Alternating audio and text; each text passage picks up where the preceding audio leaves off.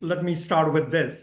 We live in an advanced technology society, and all around us, um, there are new products, new appliances, cars, cell phones being designed all around us, where the product makers are trying to optimize these products to become the best version of these products.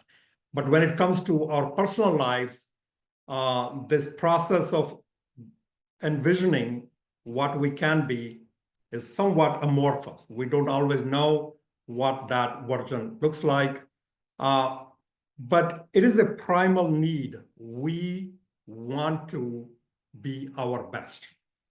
For some people, at some times, that desire is there, but there is a gap, and then there is a but, like, oh, I want to do this, but. So we're going to share, I'm going to share with you some strategies where you can start to envision that part, start to identify the gaps, and then have some strategies. So let me share the context of it. I've been a dreamer for most of my life. Even when I was in high school, in college, I was a dreamer.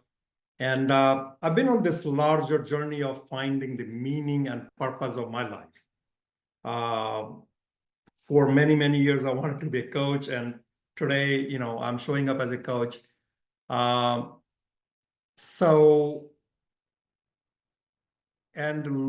my assumption is that people who are here in this conversation today, they also have a strong desire to manifest their best self. There was this article in 2020 which talked about top 5 regrets people had at their deathbed. And one of them was that I wish I had the courage to live a life true to myself, not the life other expected of me. And so we hope that we get on that journey in a major way so that we don't have a regret 10 years down the line, 10 years down the line, 5 years down the line, saying, oh, I wish I had taken certain steps at a certain time. So that's the context. And, for some of us, we can get a little sad that we could have been here, could have been there. But my point of view is it's never too late. You can take steps today to become whatever you want to be or achieve whatever you want to be.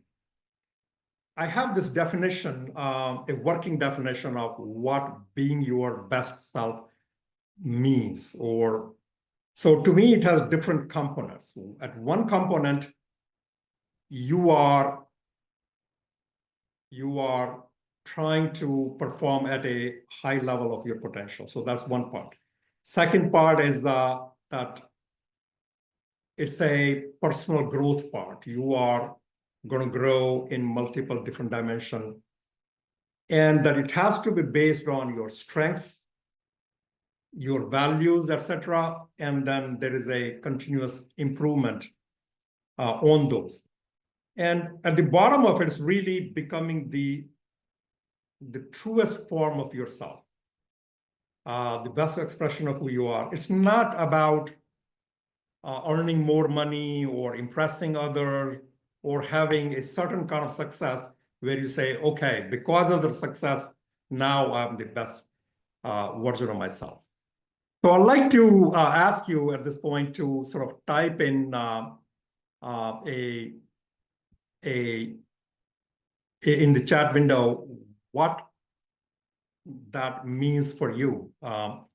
Like what comes up your mind right now when you think about the definition I just showed you? What does that brings up in your mind?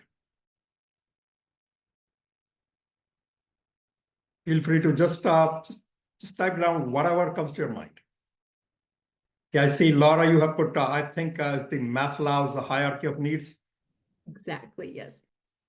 So essentially, in the beginning, we don't have time to think a lot about that part, but as we grow in our life journey, then there's an opportunity. And so for some of us, now is the opportunity. And Caroline saying having both a healthy personal and professional life, that makes me happy. So that balance is a important part. Some other things that were in the chat were, Lewis said having the courage and persistence to transition into a new career. And Alicia R said living my joy. Marcus said sticking to your goals, not giving up on your goals. So as we dwell on that definition and I see the responses you have, a good question comes to our mind. How do you know if somebody is showing up as their best self?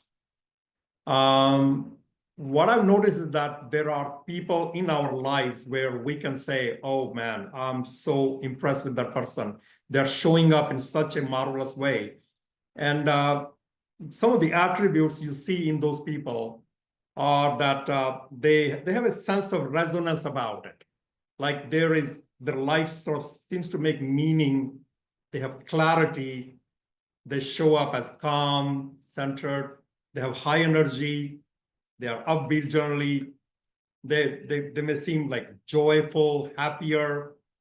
And, they seem authentic, natural. There is a sense of alignment about them.